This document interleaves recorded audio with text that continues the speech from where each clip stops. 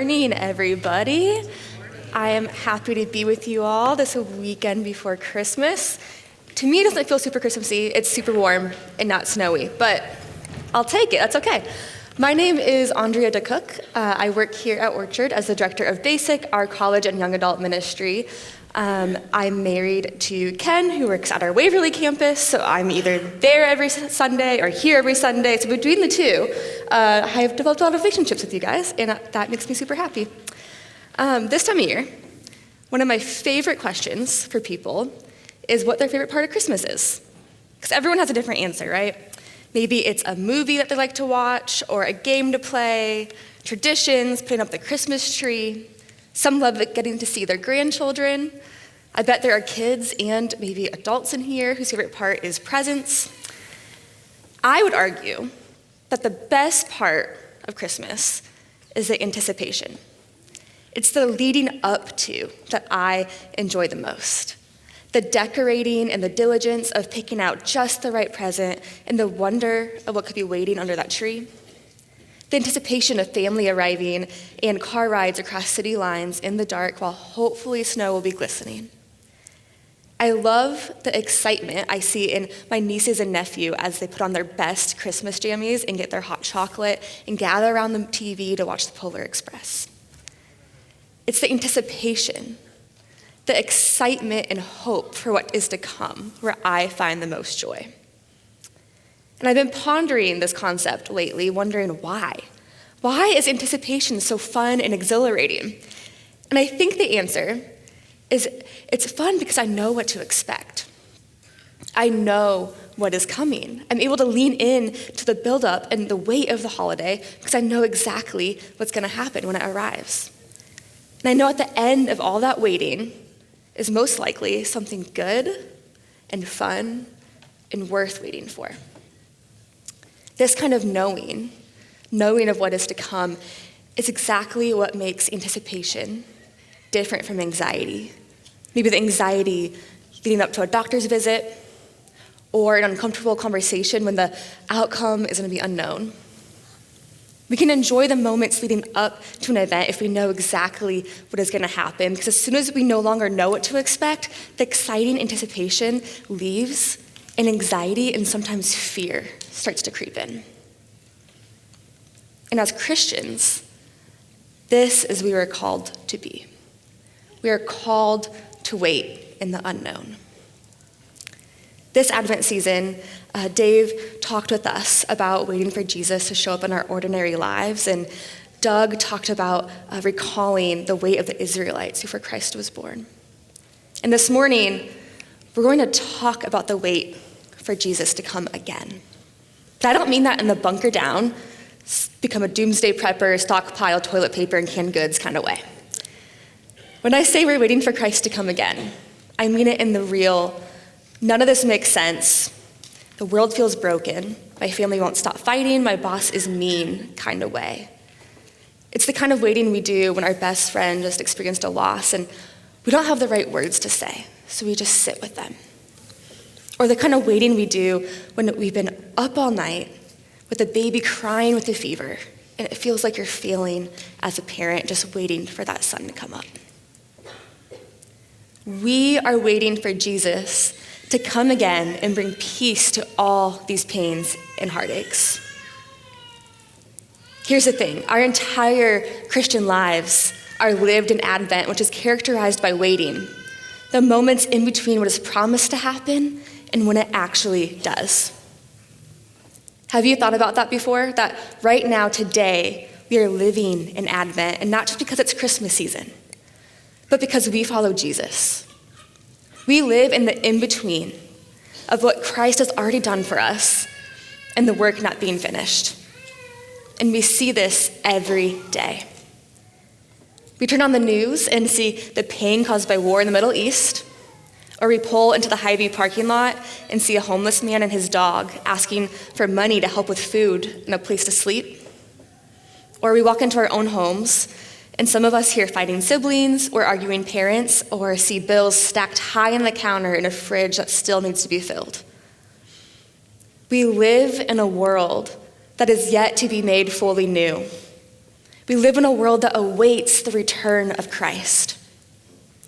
So church, how do we lean into the exciting anticipation of Christ's return and ward off the anxiety of the unknown that we experience every day?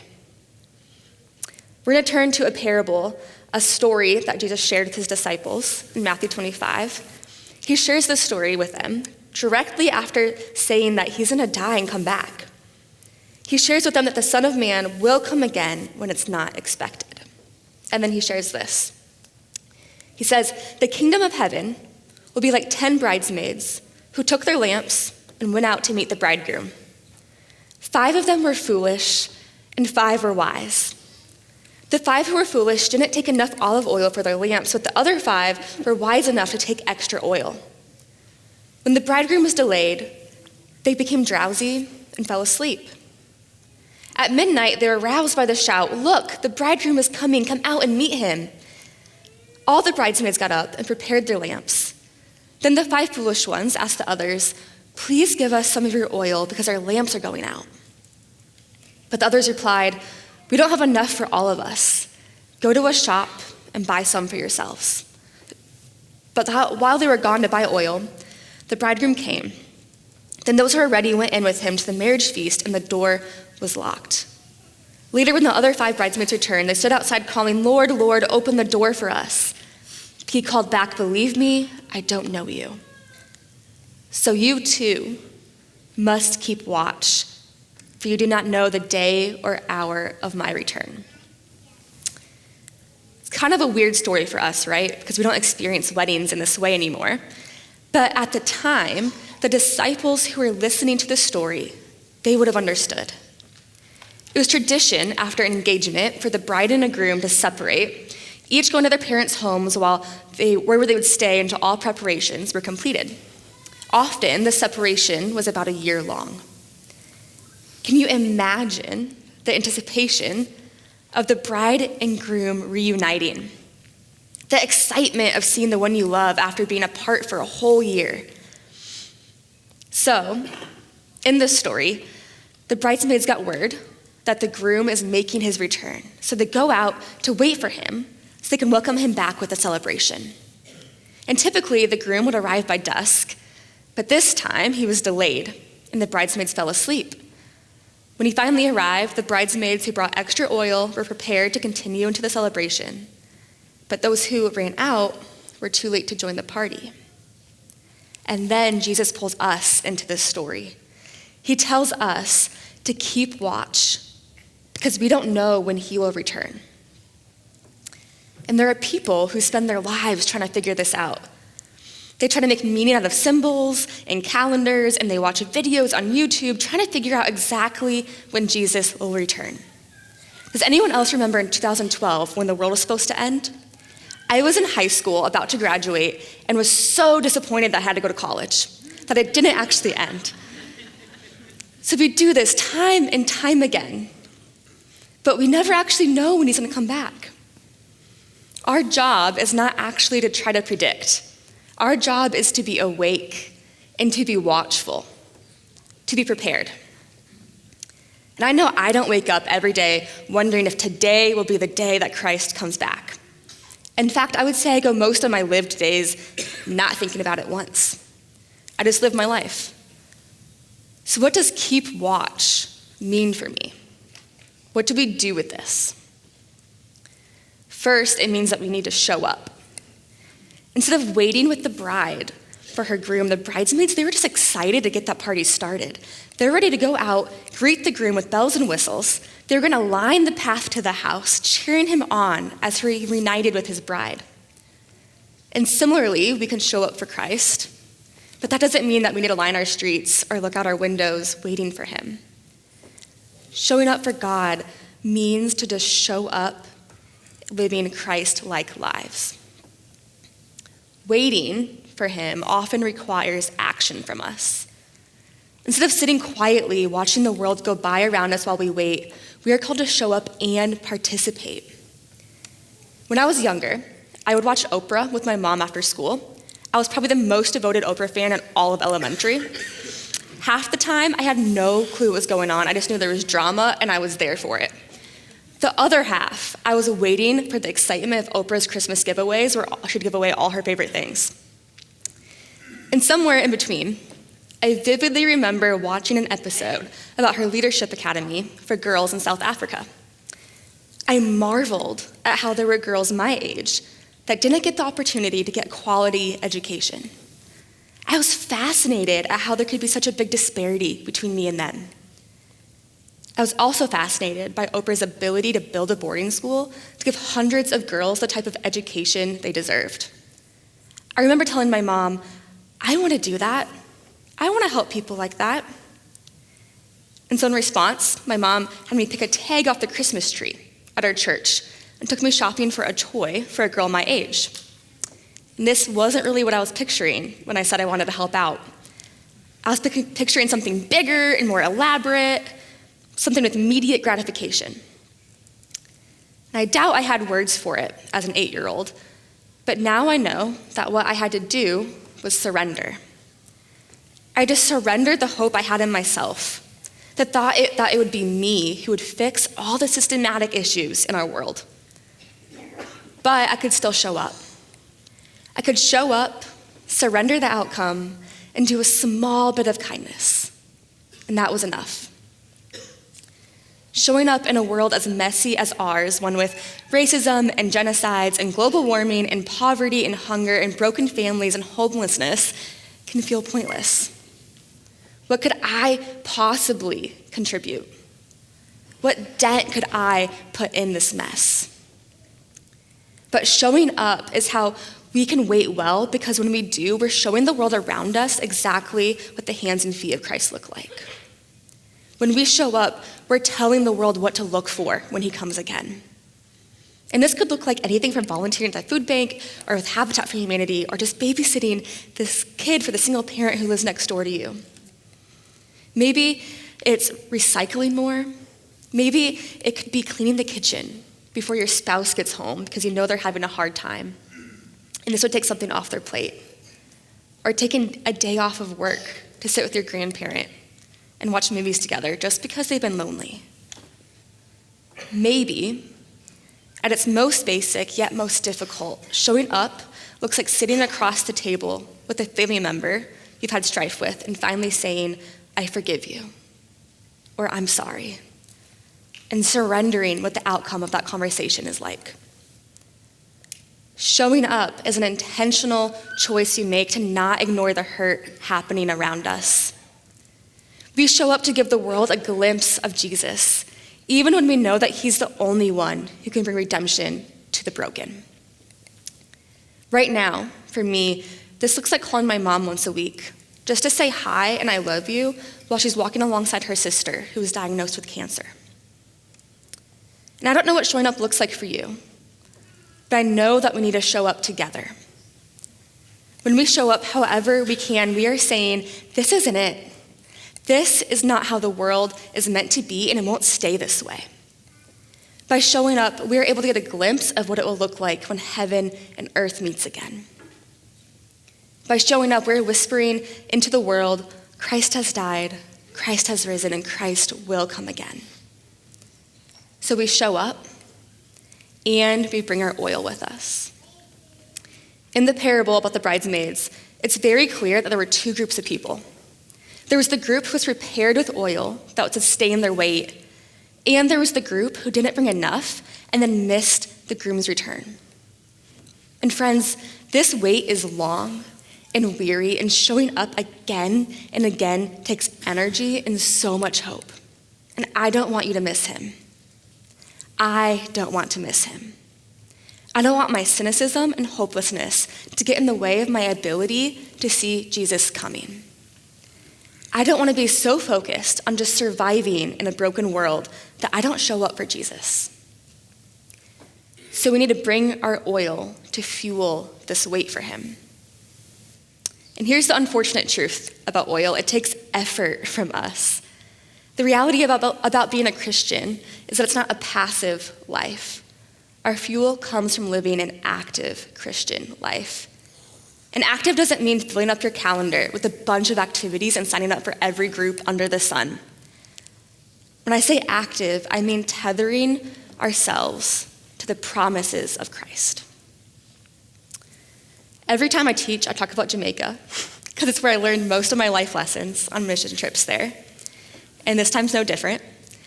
The first year I went on a mission trip to Jamaica, my group visited an infirmary for the elderly. Most of the residents there were either abandoned by their family members or dropped off for care by people who loved them but couldn't afford to take care of them on their own. Some of these residents were ill, and others were healthy but just unable to care for themselves. Unfortunately, this place wasn't caring much for them either. Many of the rooms that housed the residents were dirty and unkept, and they smelled. And there were people laying in beds that looked like they'd been there for some time without any care. And there was a lack of employees to look after just how many people were residents there. And it was hard to fathom that people had to actually live in these conditions. It was heartbreaking. But through the despair, I was able to see just a glimmer of joy. There were a number of residents who sat outside in a circle of chairs around a shaded tree. And a couple other basic students sat on the ground at their feet and listened as they talked. And to be frank, I could not understand the majority of what they said because their accents were so thick. But then one lady, her name was Dolores, started singing, and her words were as clear as day. She sang, "He is coming, indeed he is coming." And she clapped her hands, and she sang her tune, and she smiled. That song was her oil. The world around her was bleak. I'm not sure what her day-to-day looked like, if there's anything for her to look forward to or any bright spots in the life that she lived. But she did sing about Christ returning. And I believe that doing so took effort from her. She had to actively choose to remember God's promise and place her hope in his return. So she picked up her lantern and she sang. Our oil is the active choice of tethering ourselves to the promise of Christ and putting our hope in his return. For me, putting hope in the coming of Christ looks like praying with my husband before we go to sleep. When we've had a really hard day, or when our anxiety is just spiking through the roof, we'll read our favorite Bible verses out loud to each other. We take turns passing the Bible back and forth, saying God's word out loud because it reminds us of his character and how to look for him in the world. This also, for me, looks like reading liturgies, like Every Moment Holy. When I don't have the words to say, reading prayers written by someone else helps me connect with God. When I'm overwhelmed by the world, these liturgies help me meditate on what I can control and what I need to surrender to him. Praying and liturgies are just two ways I'm able to fuel my weight. They are my oil. They help me to know who I'm looking for in this weight, to make Jesus' identity clear to me. What is your oil? What tethers you to Christ's promise? What is the fuel for your weight? Maybe whatever your oil is, however you sustain your faith and hope in Christ, is a spiritual rhythm, something you do regularly, like praying or reading scripture, journaling, or worshiping through music. Or even practices that are less frequent, but just as vital to enriching your faith, like meditation and fasting, working one-on-one with a spiritual director, or just sitting down with a friend and a cup of coffee and some good words. And as we bring our oil, we create fuel together too. When we show up in this room on Sunday mornings, or for students on Wednesday or Thursday nights, we are collectively adding oil to our lanterns. We're reminding each other of what Christ says and what his promises are. Our wait for Christ to come again is long, and it can feel futile and hopeless, but these practices are what sustain us. They're what helps us remember exactly why we are waiting, and they remind us to be in anticipation for his goodness. As we remember that we're always living in Advent, always living in the in-between of what Jesus did here on earth and his promise of coming again, we get to wait well. We get to show up and bring our oil. But I know there's some of you who are just exhausted and have no more energy, and your lantern has been empty for some time. If that's you, if you've been having an extra hard time continuing to wait, if you've been in despair for a while and it just feels too long and too difficult, I want you to know that Jesus doesn't expect you to show up with a smile and in your fanciest clothes or with your best self. He wants you to bring that despair with you because he can handle it. My friend in Jamaica, she was surrounded by filth and hopelessness, yet she praised and looked ahead. Our wait can contain lament and grief and a supernatural hope that something better is coming. So you too, I urge you to find what sustains you while you are waiting. Church, we need to do the work. We need to bring the oil. Let's not miss his return. When you are weary, I urge you to seek out your fuel. Whether you need to be reminded of your place as a dearly beloved child of God or his promises to come again to gather all who are lost and broken and write it in this world. Find the thing or things that keep you looking forward toward the glory of Christ. I want to live my Christian life in anticipation. When I turn on the news and see hurt, I want to take a moment to pray. I want to see what I can realistically do to help. And then I want to surrender to Christ because I know he's coming again. And I want to live my life as if he's on this way in this very moment. And I want to bring my people with me. I don't want to be the sole bridesmaid on the road with my lantern and oil. I want it to be lined up miles long with those of us who've put in the work to gather in his hope. The anticipation of Christmas is what I want all of my loved ones to feel when they think of Jesus returning. When we think of what else we have to look forward to, I want us to be excited for him to arrive and repair the broken and make the world whole. This Advent season is an opportunity for us to enter into the gospel story and fuel the hope of baby Jesus being born in the manger in Bethlehem. But it's also a yearly reminder that this is not the end. During Advent, we get to step into the anticipation of his return, and we get to link arms, fueling each other as we wait for him to enter the world once again. So let's show up together in this broken, messy world and let our lives be a whisper of Christ has died. Christ has risen. Christ will come again. Will you pray with me?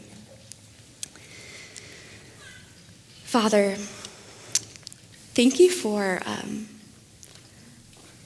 feelings, for getting to feel anticipation and excitement and fun and wonder.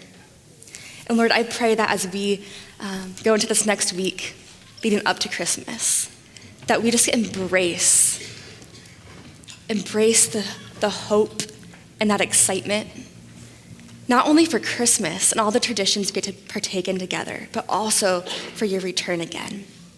I pray that as we gather with our families and our friends and rejoice together this season, that we're also rejoicing that you are not done and that your work is not finished. God, we love you and we need you. Amen.